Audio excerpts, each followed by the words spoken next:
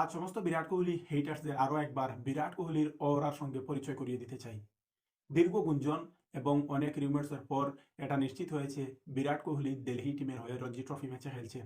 আর Delhi versus রেলওয়েজের এই Ranji trophy match সরাসরি broadcast করবে জিও সিনেমা। আর ভারতীয় ক্রিকেট ফ্যানেরা এবং বিরাট কোহলির ফ্যানেরা এই ম্যাচটি দেখার সুযোগ পেয়ে যাচ্ছেন। কিন্তু মজার ব্যাপার হলো এই ম্যাচটি ব্রডকাস্টিং এর জন্য প্রি শিডিউল্ড কোনো প্ল্যান ছিল না। শুধুমাত্র বিরাট কোহলি দীর্ঘ 12 বছর পর ঘরোয়া ক্রিকেটে প্রত্যাবর্তন করায় যে হাইপ তৈরি হয়েছিল সেজন্যই বিসিসিআই জিও সিনেমাকে এই ব্রডকাস্টিং রাইট দিয়েছে এই ম্যাচটি ব্রডকাস্ট করার জন্য। যে সিদ্ধান্তটি একদম শেষ মুহূর্তে নেওয়া হয়েছে যখন এটা ফাইনাল হয়ে যায় যে বিরাট কোহলি খেলছেন ফাইনালি দিল্লি টিমের হয়ে রঞ্জি ট্রফি ম্যাচে।